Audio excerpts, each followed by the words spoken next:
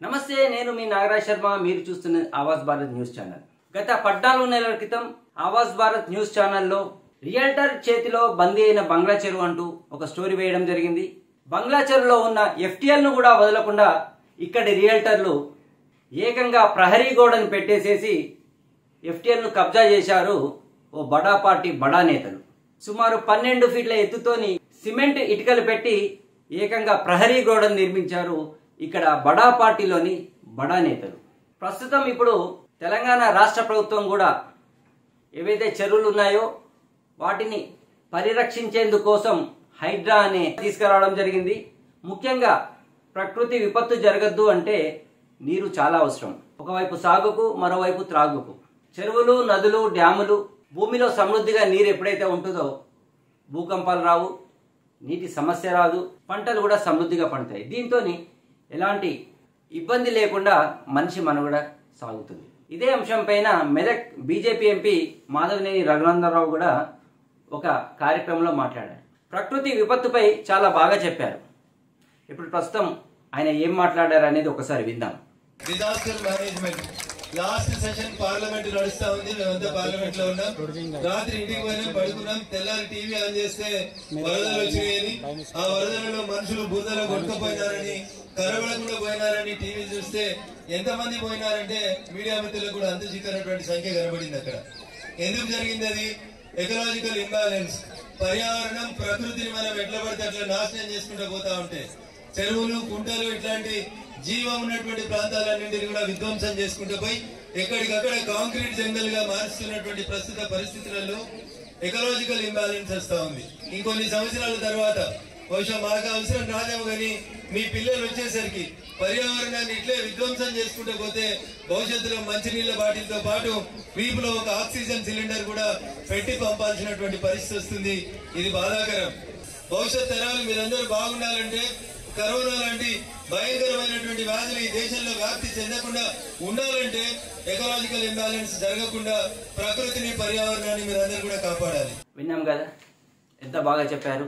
ప్రకృతి విపత్తు జరిగితే ఏ విధంగా ఉంటుంది, ఏ విధంగా నష్టపోతాం, మనుషులు పోతారు, ఆరోగ్యాలు పాడైపోతాయి, తినడానికి తిండి ఉండదు, త్రాగడానికి నీరు ఉండదు, చేసుకోవడానికి పంట ఉండదు. వారి ప్రకృతి విపత్తు గురించి ఇటీవల జరిగిన అంశాన్ని ఉదాహరణ తీసుకొని చెప్పడం జరిగింది. మెదక్ బీజేపీ ఎంపీ మాధవనేని రఘునందనరావు కూడా మద్దతు చెప్పట్లేదు. నేను ఆ పార్టీకి సంబంధించిన వ్యక్తిని కాదు. కానీ మంచి అంశం ఎవరు చెప్పినా సరే, బీఆర్ఎస్ వాళ్ళు చెప్పినా, కాంగ్రెస్ పార్టీ వాళ్ళు చెప్పినా, ఎంఐఎం పార్టీ వాళ్ళు చెప్పినా, సిపిఐ పార్టీ వాళ్ళు చెప్పినా, సిపిఎం పార్టీ వాళ్ళు చెప్పినా, లేదా ఒక చిన్న పిల్లలు చెప్పినా కూడా మంచి అంశాన్ని మనం స్వీకరించాలి. సో ఈరోజు ప్రకృతి విపత్తుపై కూడా ఎంపీ గారు మాధవనేని రఘునందనరావు గారు చాలా చక్కగా చెప్పారు. మరి ఇంత జరిగినా కూడా, ఇంత తెలిసినా కూడా, ఇన్ని అంశాలు ఇన్ని రకాలుగా మనకు ఉదాహరణలు చెప్తూ ఎన్నో ఇటీవల కాలం జరిగిన ప్రకృతి వైపరీత్యాలను చూస్తూ కూడా ఇంకా చాలామంది ఈ చెరువులను కబ్జా చేయడం, అది ఎవరో చేయడం లేదు, ప్రజానాయకులే చేస్తున్నారు. కానీ ప్రజానాయకుడు చేసినప్పుడు ఇక్కడ కొన్ని సమస్యలు ఎదురవుతున్నాయి, ఎన్నో ఒత్తిళ్లు వస్తున్నాయి అధికారులకు కూడా. సో దాంట్లో కొన్ని చూసి చూడనట్టు వెళ్ళే పరిస్థితి కనబడుతుంది. ఇప్పుడు అలాంటిదే ఈ బంగ్లా చెరువుకు సంబంధించింది. దీన్ని సుమారు 14 నెలల పాటు 2024 డిసెంబర్ 1వ తేదీ నాడు Awaaz Bharat news channel realtor చేతిలో బందీ అయిన బంగ్లా చెరువు అనే అంశం పైన చాలా కష్టపడాల్సి వచ్చింది. అధికారుల చుట్టూ తిరగాల్సి వచ్చింది. అధికారులకు రిటర్న్ రూపంలో కూడా కంప్లైంట్ ఇవ్వడం జరిగింది. రైతు బాగుంటేనే దేశం బాగుంటుంది. జై జవాన్ జై కిసాన్ అనే నినాదం ఊరికే రాలేదు. ఈరోజు చెరువులు బాగుంటే సాగునీరు ఉంటుంది, సాగునీరు ఉంటే వ్యవసాయం అవుతుంది, వ్యవసాయం బాగా జరిగితే పంటలు బాగా పండితే అందరం సంతోషంగా ఉంటాం, తినడానికి గింజ ఉంటుంది.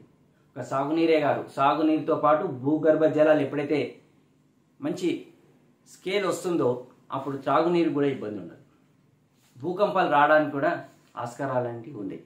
సో ఇవన్నీ దృష్టిలో పెట్టుకొని అటు ఎంపీ గారే కానీ ఇటు ఎవరైనా కూడా అంశాన్ని పరిధిలోకి తీసుకుంటారు. అయితే సర్వే నంబర్ 370, ఇది బంగ్లా చెరువుకు సంబంధించిన సర్వే నంబర్ 370. దాని కింద బంగ్లా చెరువు కింద సుమారు కొన్ని వేల ఎకరాలు వ్యవసాయం చేసుకుంటూ రైతులు జీవనం గడుపుతున్నారు.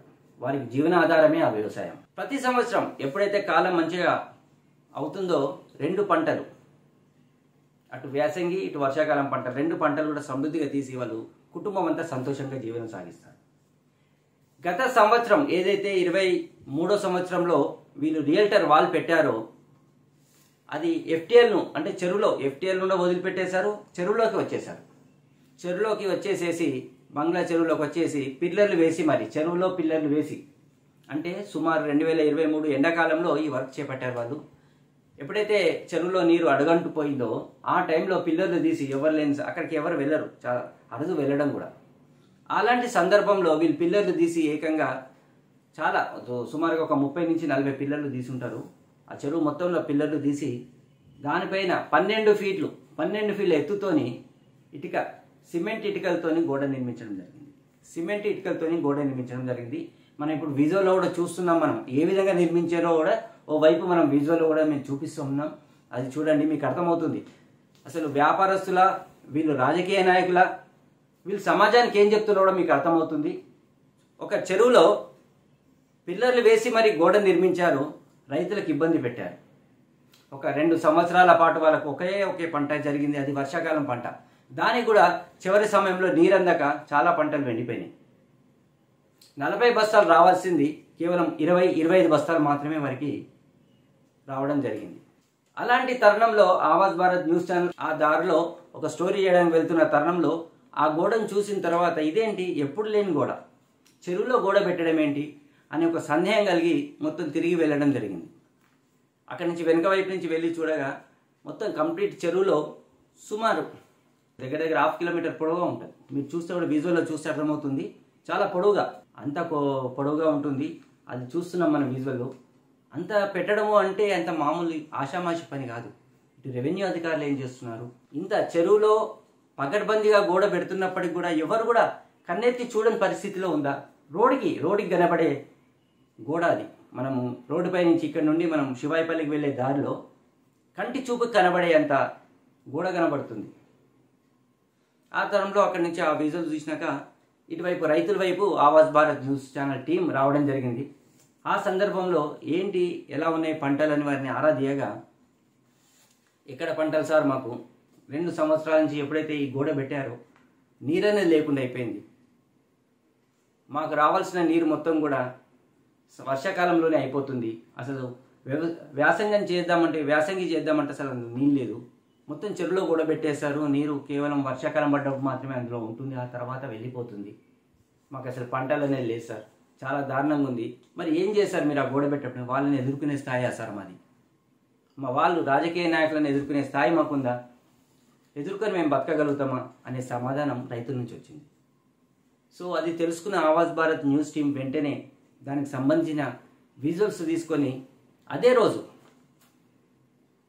రియల్టర్ చేతిలో బందైన బంగ్లా చెరువు అనే ఒక స్టోరీని వేయడం జరిగింది. ఆ తర్వాత ఊరికే ఉండకుండా ఏదో స్టోరీ వేసి మేము చేతులు దులుపుకోలేదు.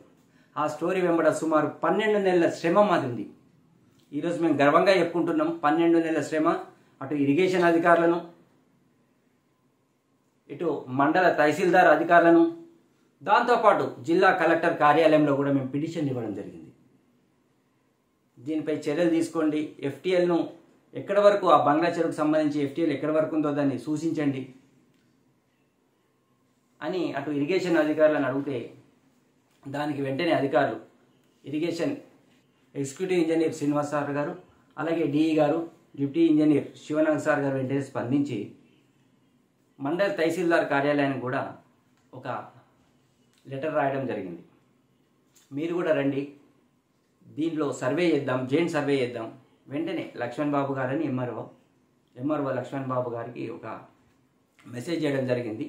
దాంతో ఎంఆర్ఓ గారు సర్వేయర్కి చెప్పి ఇది జాయింట్ సర్వే చేయు, ఇరిగేషన్ డిపార్ట్మెంట్ ఆధ్వర్యంలో జాయింట్ సర్వే చేసి అసలు అది ఎఫ్టీఎల్లో కట్టారా లేదా చెరువులో కట్టారా లేదా వాళ్ళ ప్రైవేట్ ప్లేస్లో వాళ్ళు కట్టారా, మీరు హద్దులు చూపించండి అని చెప్పి వారికి ఆదేశాలు ఇవ్వడంతో అటు ఇరిగేషన్ డిపార్ట్మెంటు అలాగే రెవెన్యూ డిపార్ట్మెంట్ సమన్వయంతో సర్వే చేయడం జరిగింది. ఆ సర్వేలో తేలింది ఏంటంటే వీళ్ళు ఎఫ్టీఎల్ వదిలిపెట్టకుండా చెరువులోకి వచ్చి ఈ గోడ నిర్మాణం చేశారు అని చెప్పేసి వాళ్ళకు పూర్తిగా తెలిసిపోయింది. దీంతో వెంటనే ఆ రియల్టర్లకు ఫోన్లు చేసి మీరు ఏదైతే నిర్మించిండ్రో ఆ గోడను వెంటనే డిస్మెంటల్ చేయండి, లేకపోతే మాత్రం మేము వచ్చి డిస్మెంటల్ చేసే పరిస్థితి ఉంటుంది శివనాథ్ సార్ వారు ఆ రియల్టర్లకు చెప్పడంతో వాళ్ళు కొంచెం సమయం అడిగారు.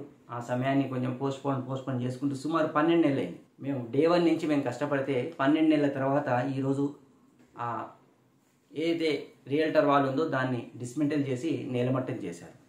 ఇంతవరకు బాగుంది, చాలా బాగుంది. వెంటనే మాకు అక్కడ ఉన్న రైతులందరూ కూడా ఏదైతే బంగ్లా చెరువు కింద సాగు చేసే రైతులు ఎవరో ఉన్నారో వారందరూ కూడా మాకు ఫోన్ చేసి, సార్ చాలా ధన్యవాదాలు సార్, మీ జేసూట్లో మాకు వ్యవసాయం చేసుకోవడానికి సాగునీరు మాకు పుష్కలంగా వస్తుంది, ఇప్పటి నుండి మేము 2 పంటలు సమృద్ధిగా తీసుకుంటామని చెప్పి కూడా కృతజ్ఞతలు చెప్పారు.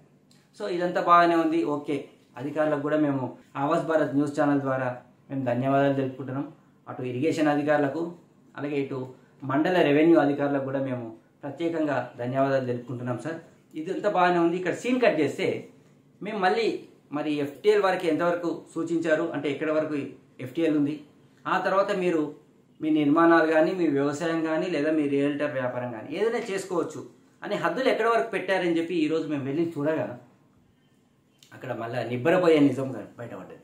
ఇంతకుముందేమో బడా పార్టీ నాయకులు వ్యవసాయ రంగానికి చెందిన రైతులను టార్గెట్ చేస్తే ఈరోజు మధ్యతరగతి కుటుంబీకులను టార్గెట్ చేసినా మాకు అనిపిస్తుంది. ఎందుకోసం అంటే ఏదైతే రియల్టర్ వాళ్ళు పెట్టారో అక్కడ డిస్మెంటల్ చేసి దాని పక్కనే దానికి కేవలం 1 ఫీటు దూరం కూడా లేకుండా మీకు ఇప్పుడు చూడొచ్చు, మీరు విజువల్లో చూస్తున్నారు, 1 ఫీటు కూడా వదలకుండా ఆ ఫ్లాట్లకు సంబంధించి హద్దు రౌతులను పాతడం జరిగింది. ఆ ఫ్లాట్లకు సంబంధించి ఆ వెంచర్లో హద్దు రౌతులను ఎల్లో కలర్తో మీకు స్పష్టంగా కనబడుతుంది, విజువల్లో చూడండి మీకు స్పష్టంగా కనబడుతుంది. ఆ ఫ్లాట్లు చేయడం కోసం ఎల్లో రౌతులను అక్కడ పాతడం జరిగింది. అది కేవలం ప్రహరీ గోడకు, ఇప్పుడు ఏదైతే చెరువులో నిర్మించిందో ఆ ప్రహరీ గోడకు 1 ఫీటు కూడా దూరం అంటే 1 ఫీటు కూడా గ్యాప్ లేకుండా దానికి ఆనుకొని ఎల్లో రౌతులను బిగించడం జరిగింది. అది మొత్తం వెంచర్ కూడా టోటల్ మనకు చూస్తున్నాం, ఇప్పుడు విజువల్లో చూస్తున్నాము. కంప్లీట్ వాళ్ళ ఎంత పట్టా భూమి ఉందో అలాగే FTLకి సంబంధించిన భూమి ఉందో అదంతా కూడా కబ్జా చేస్తూ వాళ్ళు ఫ్లాట్లు చేసుకోవడం జరిగింది. ఈరోజు మనం స్పష్టంగా చూస్తున్నాం, ఎవరైతే మధ్యతరగతి కుటుంబీకులు ఉంటారో ఇలాంటి స్థలం కొంటే, ఇలాంటి FTLలో చేసిన ఫ్లాట్లు కొంటే ఏమవుతుందో ఇప్పుడు మనం రాష్ట్ర ప్రభుత్వంలో జరిగే హైదరాబాద్లో కానీ పట్టంచెరులో కానీ గండిపేటలో కానీ ఇవన్నీ చూస్తున్నాం మనము. నేలమట్టం అవుతున్నాయి బిల్డింగ్స్ అన్నీ కూడా. హైడ్రా ఎప్పుడైతే అడుగుపెట్టిందో ఎక్కడైతే చెరువులు కబ్జాలకు గురవుతున్నాయో అక్కడ ఎంత పెద్ద బిల్డింగ్ కట్టినా కూడా నేలమట్టం చేస్తున్నారు ఇక్కడ హైడ్రా అధికారులు. రేపు భవిష్యత్తులో కూడా ఈ బంగ్లా చెరువులో ఎవరైతే స్థలాలు కొంటారో, ఎవరైతే బంగ్లా చెరువుకు సంబంధించిన FTL ప్లేస్లో స్థలాలు కొంటారో వాళ్ళ పరిస్థితి కూడా అదే పరిస్థితి ఉంది. ఈ విషయం తెలియక చాలామంది ఫ్లాట్లు వస్తున్నాయి కదా, మంచి నడిబొడ్డున ఉంది కదా, పట్టణంలో నడిబొడ్డున ఉంది, అటు ఓల్డ్ బస్ స్టాండ్కు ఇటు న్యూ బస్ స్టాండ్కు ఇటు చర్చికి అటు కలెక్టరేట్కి దగ్గరగా ఉందని చెప్పి ఏదైనా ఆశతోనే అక్కడ స్థలం కొంటే కనుక మీరు పత్రాలు లేకుండా హద్దుబందులు లేకుండా అది ప్లేసు FTLలో ఉందా చెరువులో ఉందా వాళ్ళ పట్టా భూమిలో ఉందో చూసుకోకుండా ఉంటే మాత్రం మీరు పప్పులో కాలేసినట్టే. మీరు ఎన్నో ఏళ్ళు కష్టపడి సంపాదించి కూడబెట్టిన డబ్బు బంగ్లా చెరువు పాలు చేసినట్టు అవుతుంది. అది గుర్తుపెట్టుకోండి. ఎవరైతే మధ్యతరగతి కుటుంబీకులు ఇక్కడ ఫ్లాట్లు కొనాలనుకుంటున్నారో ఖచ్చితంగా ఆ పత్రాలను తీసుకొని అటు రెవెన్యూ అధికారులను ఇటు ఇరిగేషన్ అధికారులకు చూయించి ఇది మేము తీసుకోవచ్చా సార్, ఇది బంగ్లా చెరువులోకి వస్తుందా, నేను ఖచ్చితంగా చెప్పట్లేదు, అది వస్తుందా లేదా మీరు ఒకసారి చెక్ చేసుకోండి. చెక్ చేసుకున్న తర్వాత మీరు అక్కడ ఫ్లాట్లు కొనుక్కోండి. ఎందుకంటే అక్కడ ఫ్లాట్లు రెడీ అయినాయి, రోడ్లు రెడీ అయినాయి. ఈరోజు మనం విజువల్లో చూస్తున్నాం. కంప్లీట్గా మనం ఇప్పుడు ఆ వెంచర్ మొత్తం తిరిగి చూద్దాం, మీకు అర్థమవుతుంది. మీకు ఒక పక్క విజువల్స్ చేస్తుంటారు చూడండి. ఇప్పుడు ఏదైతే ప్రహరీ గోడ వీళ్ళు నిర్మించినో బంగ్లా చెరువులో దానికి ఆనుకొని ఫ్లాట్లకు సంబంధించిన ఎల్లో పిల్లర్తో రౌతు బిగించడం జరిగింది. అవన్నీ చూద్దాం. ఇప్పుడు చూసుకుంటూ వెళ్తే మీరు చూడండి, మీరు ఎక్కడ చూసినా కూడా సుమారుగా 10 రోజులు అవుతుంది మెదక్లో వర్షాలు పడక. రోడ్లన్నీ చూసినా ఎక్కడ భూమి చూసినా కూడా డ్రై అయి ఉన్నది, మొత్తం ఎండిపోయి ఉన్నది. కానీ ఇక్కడ మాత్రం మొత్తం పదనున్నది. కాలు పెడితే కాలు అచ్చు కూడా పడుతుంది. మీరు దీంతో అర్థం చేసుకోవచ్చు బంగ్లా చెరువు FTL ఎంత దూరం ఎంత వైపు ఉన్నదో. అయినా కూడా అక్కడ వీళ్ళు ఫ్లాట్లు చేసి దిమ్మలేసి రౌతులు బిగించారు కూడా మీరు అర్థం చేసుకోవచ్చు. అది ఖచ్చితమని చెప్పట్లేదు, అధికారులు వచ్చి సూచించాలి. సో నెక్స్ట్ మేము అప్పీల్ చేసుకుంటాం అధికారులకు కూడా, ఇప్పుడు ఈ విధంగా జరిగింది సార్ అని అప్పీల్ చేసుకుంటాం. కానీ ఇక్కడ ప్రస్తుత పరిస్థితి మాత్రం నేను వివరించే ప్రయత్నం చేస్తా. కొనే వాళ్ళు మాత్రం జాగ్రత్త పడండి. ఇక్కడ ఎవరైతే ఫ్లాట్లు కొంటారో వాళ్ళు మాత్రం జాగ్రత్త పడండి. చూడండి ఇప్పుడు మనకి ఎక్కడ చూసినా కూడా పిల్లర్ల పక్కన ఏవైతే ఫ్లాట్లకు సంబంధించిన పిల్లర్లు ఉన్నాయో వాటి పక్కన మొత్తం కూడా వాటర్ ఉన్నది, మొత్తం వాటర్ నిలిచి ఉన్నది. అలాగే ఇప్పుడు చూడండి మీరు సన్నధార కనబడుతుంది, ఒక వైపు నుంచి పైనుంచి కిందికి సన్నధార వస్తున్నది. ఆ సన్నధార కాస్త ఏదైతే వీళ్ళు ఇప్పుడు నిర్మించిన గోడ ఉందో ఆ గోడ కింద పిల్లర్ల నుంచి కూడా నేరుగా పోయి ఎక్కడ కలుస్తుందో చూడండి, చక్కగా బంగ్లా చెరువులో కలుస్తుంది. అంటే బంగ్లా చెరువు ఎఫ్టీఎల్ వాటర్ అంతా అందులోనే కలుస్తుంది. ఎఫ్టీఎల్ అంటే ఫుల్ ట్యాంక్ లెవెల్. బంగ్లా చెరువు ఎప్పుడైతే నిండుతుందో ఫుల్ ట్యాంక్ లెవెల్ అంటే కొంచెం అక్కడ నుంచి కొంచెం వెనుకకు వస్తుంది. ఆ నీరంతా కూడా మళ్ళీ నెమ్మదిగా చెరువులో నీరు తగ్గినా కొద్దీ మళ్ళీ నెమ్మదిగా చెరువులో కలుస్తుంది. ఇప్పుడు ప్రజెంట్ అదే జరుగుతుంది ఇక్కడ. ఆ నీరు ఏదైతే ఉందో వర్షాలు పడ్డప్పుడు మొన్నటి వరకు వెనకాలకు వెళ్ళినాయి, ఇప్పుడు ఈరోజు సన్న దారతోని చెరువులో కలుస్తున్నాయి. అంటే మీరు ఒక్కటే ఇక్కడ గమనించండి, అసలు ఎఫ్టీఎల్ బంగ్లా చెరువుది ఎఫ్టీఎల్ ఎక్కడ వరకు ఉందో ఒకసారి గమనించండి. వారి పట్టా భూమి ఎంత ఉందో వారి భూమిలో వారు చేసుకుంటే ఎవరికి నష్టం లేదు. కానీ చెరువు భూమిలో ఎఫ్టీఎల్ భూమిలో ఫ్లాట్లు చేసి నిర్మిస్తే వాళ్ళు లాభపడతారేమో కానీ కొన్న మధ్యతరగతి కుటుంబీకుడు మాత్రం నష్టపోతారు. సో ప్రజలారా మీరు ఇది గమనించండి. ఇక్కడ ఎవరు ఫ్లాట్లు కొనాలనుకున్నా, ఇక్కడే కాదు ఏ చెరువు పక్క ఫ్లాట్లు కొనాలనుకున్నా కూడా అది ఎఫ్టీఎల్లో ఉందా, పట్టా భూమిలో ఉందా, సరైన పత్రాలు ఉన్నాయా లేవా అనేది మాత్రం చూడండి. ఈ బంగ్లా చెరువుకు సంబంధించిన ఈ ఫ్లాట్లు ఎవరైతే చేసిందో ఖచ్చితంగా మేము అధికారుల దృష్టికి తీసుకెళ్తాం. అది సరైన వారి పట్టా ప్లేస్లో ఉంటే మాత్రం చేసుకోవచ్చు, పర్లేదు, దానికి ఎవరి ఆబ్జెక్షన్ ఉండదు. కానీ పట్టా భూమిలో లేకుండా ఎఫ్టీఎల్లో ఫ్లాట్లు చేస్తే మాత్రం మళ్ళీ నెల బట్టని, సంవత్సరం బట్టని, 2 సంవత్సరాలు బట్టని ఖచ్చితంగా ఎఫ్టీఎల్ బంగ్లా చెరువుకు సంబంధించిన ఎఫ్టీఎల్ వదిలిపెట్టి కట్టేదాకా ఏదైతే వారి పట్టా భూమి ఉందో అక్కడ వరకు హద్దుబందులు చేసుకొని వారు ఏమైనా చేసుకునే సంబంధం లేదు. కానీ ఎఫ్టీఎల్లో మాత్రం ఫ్లాట్లు నిర్మిస్తే, ఎందుకంటే ఒకసారి రిజిస్ట్రేషన్ అయిన తర్వాత మళ్ళీ ఇది మాకు వాపసు ఇవ్వండి అంటే కూడా ఎవరు ఇవ్వని పరిస్థితి. ఇప్పటికైనా అధికారులు కూడా ఈ విషయంలో స్పందించాలని కోరుకుంటున్నాం. అటు ఇరిగేషన్ అధికారులు, ఇటు మున్సిపాలిటీలో ఉన్న టీపీఓ అధికారులు, కమిషనర్ గారు కూడా స్పందించాలి. దీనికి ఎలా పర్మిషన్ ఇచ్చారు, ఎఫ్టీఎల్ ప్లేస్లో ఫ్లాట్లు చేయడం కోసం ఎలా పర్మిషన్ ఇచ్చారు, దానికి ఇరిగేషన్ అధికారులు ఏమంటారు, అలాగే ఎంఆర్ఓ ఆఫీస్లో ఎంఆర్ఓ గారు కానీ అలాగే సర్వేయర్ కానీ మరి దీన్ని ఎఫ్టీఎల్ ఎంతవరకు సూచించారు అనే విషయాన్ని మనం అతి త్వరలో కొద్ది రోజులలో అధికారులను కలవడం జరుగుతుంది. ఆవాస్ భారత్ న్యూస్ టీం కలిసి మీకు ఖచ్చితంగా దీనికి సంబంధించిన రిపోర్ట్ కూడా కొద్ది రోజులలో మీకు అందజేయడం జరుగుతుంది. ఫ్లాట్లు కొనే వాళ్ళు మాత్రం జాగ్రత్త పడండి. ఇక్కడే కాదు ఎక్కడ కొన్నా సరే సరైన పత్రాలు అధికారులకు చూపించి ఇది పక్కా ఉంటేనే కొనండి, లేకపోతే కనుక మీరు చాలా ఇబ్బందులు పాలవుతారు. మరో కొత్త అంశంతో మీ ముందుకు వస్తాడు మీ నారా శర్మ. చూస్తూనే ఉండండి ఆవాస్ భారత్ న్యూస్ ఛానల్.